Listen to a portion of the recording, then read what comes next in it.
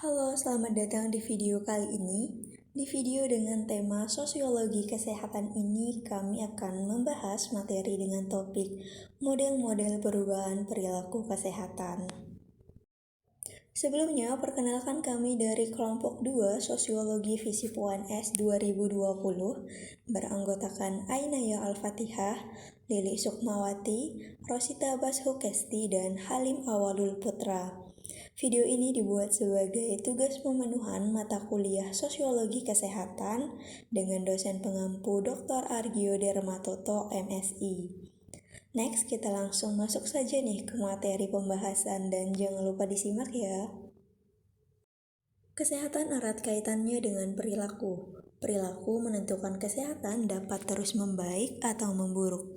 Menurut Noto Atmojo 2003, perilaku kesehatan adalah sesuatu respon terhadap stimulus atau objek yang berkaitan dengan sakit atau penyakit, sistem pelayanan kesehatan, makanan dan minuman, serta lingkungan. Nah, dari definisi tersebut, perilaku pemeliharaan kesehatan ini dapat terjadi dari 3 aspek, diantaranya yang pertama, perilaku pencegahan, penyembuhan, dan pemulihan kesehatan dari sakit. Kemudian yang kedua, perilaku peningkatan kesehatan ketika sehat. Dan yang ketiga, perilaku gizi meliputi asupan makanan dan minuman. Di dalam masyarakat selalu terjadi perubahan perilaku, termasuk perubahan perilaku kesehatan.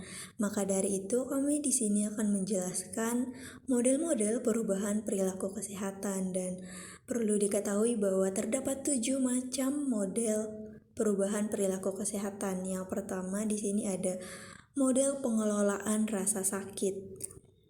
Menurut Daldiono 2007, bahwa tidak semua orang sakit itu memiliki penyakit, dan menurut Landorf dan Tracy 2005 menyatakan bahwa rasa sakit dapat dikelola dengan baik dengan sikap optimis untuk memiliki kemajuan atau kemampuan untuk sehat untuk selanjutnya. Dan contohnya yaitu tenaga kesehatan yang memberikan dukungan agar pasien optimis untuk sembuh dari rasa sakitnya. Nah, di sini sudah ada ditampilkan 4 kuadran, di mana kuadran pertama itu menjelaskan bahwa kuadran ini disebut sebagai kuadran ideal sebab pasien memiliki keinginan untuk kemampuan mengelola rasa sakitnya.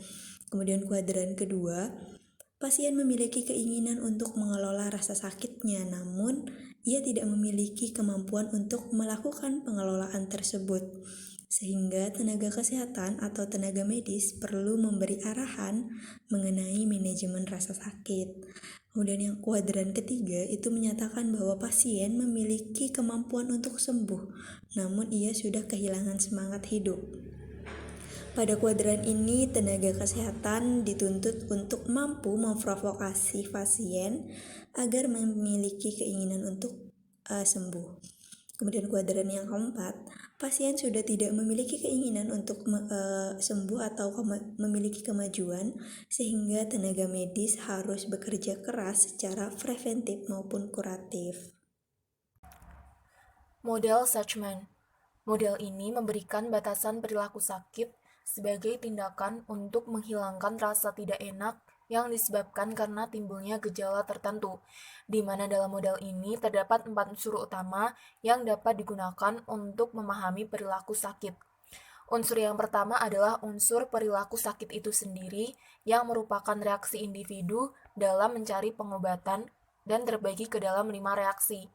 Reaksi yang pertama adalah shopping atau proses mencari pertolongan medis guna menemukan orang yang dapat memberi diagnosa dan pengobatan sesuai dengan apa yang individu harapkan. Kemudian reaksi yang kedua adalah fragmentation atau proses pengobatan oleh beberapa fasilitas kesehatan pada lokasi yang sama. Kemudian reaksi yang ketiga adalah procrastination atau proses penundaan pencarian pengobatan. Reaksi yang keempat adalah self-medication atau pengobatan sendiri dengan menggunakan ramuan yang dirasa lebih cocok baginya. Kemudian reaksi yang terakhir adalah discontinuity atau penghentian proses pengobatan.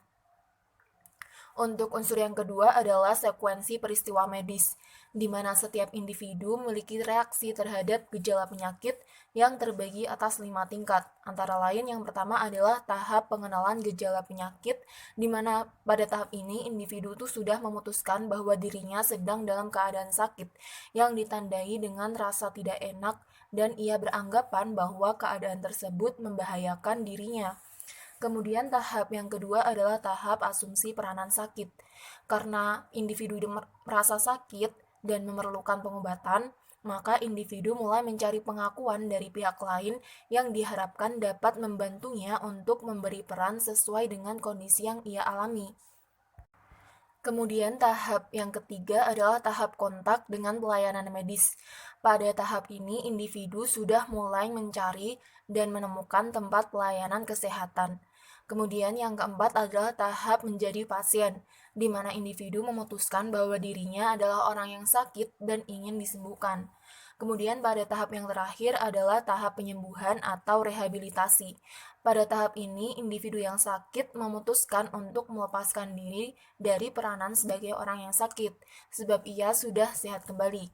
Kemudian unsur yang ketiga adalah tempat atau ruang lingkup, dan unsur yang terakhir adalah variasi perilaku selama tahap-tahap perawatan medis. Untuk model Suchman ini, contohnya adalah ketika seseorang merasa pusing, maka dia akan mencari tahu penyakitnya dan akan berusaha mencari tahu cara pengobatannya. Model mekanik. Model ini menjelaskan mengenai perilaku yang menyebabkan seorang individu memberi perhatian pada gejala yang terjadi pada dirinya dan menekankan pada dua faktor, yakni faktor sudut pandang atau definisi individu pada suatu keadaan. Kemudian faktor yang kedua adalah kemampuan individu dalam melawan keadaan yang berat, sehingga dapat dikatakan bahwa perilaku sakit menurut mekanik adalah pola reaksi yang terjadi ketika individu dihadapkan pada gejala penyakit, sehingga gejala tersebut dapat dikenali. Selanjutnya, apakah seorang individu dapat bereaksi atau tidak terhadap gejala tergantung pada definisi atau keadaan tersebut. Contoh pada model ini adalah ketika seseorang merasakan gula darahnya mulai naik, maka orang tersebut akan menghentikan konsumsi makanan atau minuman manis untuk menghambat kenaikan gula darah yang ada di dalam tubuhnya sebelum ia melakukan pengobatan. Model Anderson. Model teori Anderson ini dikembangkan pada tahun 1960-an yang kemudian berkembang dan mengalami perubahan dalam beberapa tahap, yaitu pada model yang kedua pada tahun 1970, model ketiga pada tahun 1980 sampai 1990, serta model keempat pada tahun 1990 sampai sekarang. Model dari Anderson dikembangkan untuk memahami mengapa keluarga menggunakan pelayanan kesehatan, menentukan dan mengukur akses yang baik menuju pelayanan kesehatan, membantu dalam mengembangkan kebijakan untuk menuju akses yang baik. Kerangka asli model ini yaitu menggambarkan suatu sekuensi atau rangkaian determinan atau faktor yang menentukan individu terhadap pemanfaatan pelayanan kesehatan oleh keluarga dan dinyatakan bahwa hal itu bergantung pada yang pertama ada predisposing faktor atau faktor predisposisi. Faktor ini menggambarkan bahwa setiap individu memiliki kecenderungan yang berbeda-beda dalam menggunakan pelayanan kesehatan. Faktor predisposisi adalah ciri-ciri yang telah ada pada individu dan keluarga sebelum menderita sakit, yakni pengetahuan, sikap, dan kepercayaan terhadap kesehatan. Faktor ini berhubungan dengan karakteristik individu yang mencakup variabel demografi, variabel struktur sosial, dan sikap dan keyakinan individu terhadap pelayanan kesehatan. Yang kedua ada enabling faktor atau faktor pemungkin, merupakan kondisi yang memungkinkan orang sakit memanfaatkan pelayanan kesehatan yang mencakup status ekonomi keluarga, akses terhadap sarana pelayanan kesehatan yang ada, serta penanggung biaya berobat untuk mendapatkan perawatan yang meliputi pribadi atau keluarga, dan sumber daya masyarakat. Yang ketiga ada need faktor atau faktor kebutuhan. Faktor predisposisi dan faktor pendukung dapat terwujud menjadi tindakan pencairan pengobatan jika tindakan tersebut dirasakan sebagai kebutuhan. Kebutuhan merupakan dasar dan stimulus langsung untuk menggunakan pelayanan kesehatan. Kebutuhan pelayanan kesehatan dapat dikategorikan menjadi kebutuhan yang dirasakan dan evaluatif, atau clinical diagnosis. Contoh dari model Anderson ini, keluarga memanfaatkan BPJS untuk jaminan kesehatan apabila ada anggota keluarga yang sakit. Model keyakinan sehat. Model keyakinan sehat atau health belief model dikembangkan oleh Rosenstock. Model keyakinan sehat digunakan sebagai model perilaku analitis untuk memprediksi perilaku kesehatan yang tepat.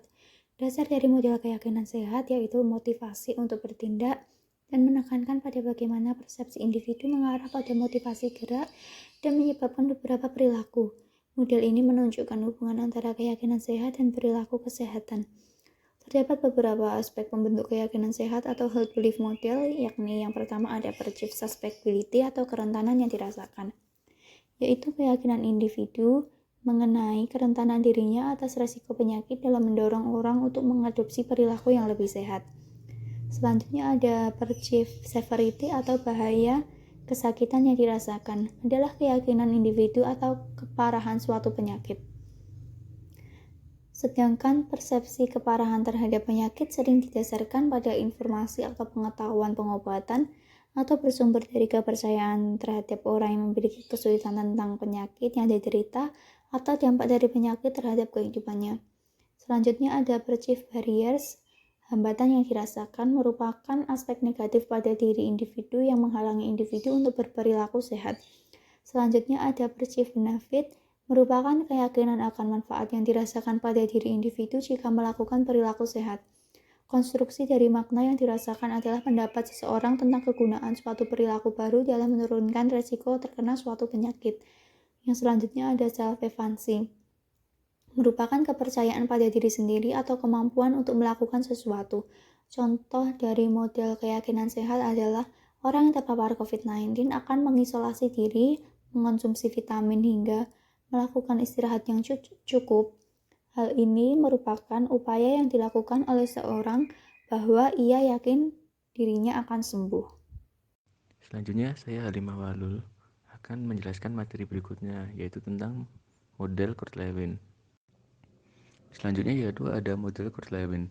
Model Kurt-Lewin sendiri memiliki pandangan, yakni individu di lingkungan masyarakat dan individu ini akan bernilai positif dan negatif di suatu daerah atau lingkungan tertentu, tergantung tempat individu tersebut tinggal.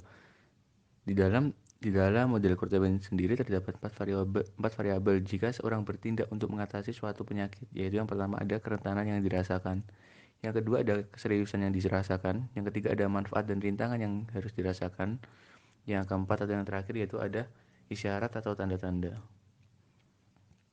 Kurt-Lewin sendiri berargumen bahwa perilaku manusia merupakan suatu kondisi yang seimbang antara kekuatan pendorong atau driving force dan kekuatan penahan atau restraining force. Teori tersebut dinamakan force field analysis, di mana individu selalu terdapat kekuatan atau dorongan yang saling bertentangan. Keadaan tersebut dapat berubah jika terjadi ketidakseimbangan, sehingga terdapat 3 kemungkinan yang dapat dirasakan dalam perubahan perilaku dalam diri seseorang, yaitu yang pertama ada kekuatan pendorong mengikat, yang kedua ada kekuatan penahan menurun, yang ketiga ada kekuatan pendorong meningkat, dan kekuatan penahan menjadi menurun. Contohnya, ketika orang tinggal di daerah yang kumuh atau kotor, pasti dia akan rentan terserang penyakit. Sedangkan sebaliknya, orang yang tinggal di daerah yang bersih dan masih asri akan cenderung memiliki tingkat kesehatan yang tinggi. Selanjutnya, materi yang terakhir, saya akan juga menjelaskan tentang model pengambilan keputusan. Model selanjutnya itu adanya model pengambilan keputusan. Terdapat beberapa kondisi sosial yang terjadi khas saat ini, yaitu yang pertama adanya perbedaan pemahaman dan sikap antara pasien dan anggota keluarganya. Contohnya, pada saat ada salah satu orang yang cedera, tidak diperiksakan terlebih dahulu ke ranah medis, tapi justru disarankan oleh keluarganya untuk langsung dipijat. Selanjutnya yang kedua, adanya perbedaan pemahaman dan sikap pasien diwujudkan dalam bentuk persepsi atau respon terhadap penyakit tersebut. Contohnya, Contohnya saja pada saat penyakit cedera di mana yang seharusnya tidak boleh langsung dipijat, tapi harus diistirahatkan terlebih dahulu minimal 3 kali 24 jam. Setelah itu baru boleh dipijat.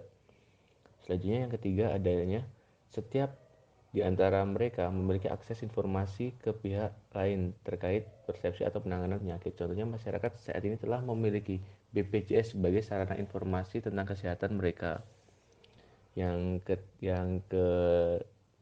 keempat selanjutnya yaitu ada terdapat interaksi antara pasien dan orang lain yang menghasilkan dua kemungkinan, yaitu dekolektivasi refleksi dan kolektivasi persepsi. Terdapat dua kemungkinan kolektivasi pasien, yaitu aktif. Aktif artinya inisiatif untuk bertindak dalam proses penyembuhan, serta pasif, yaitu pasien akan pasrah terhadap orang lain di luar dirinya. Contohnya saja, ketika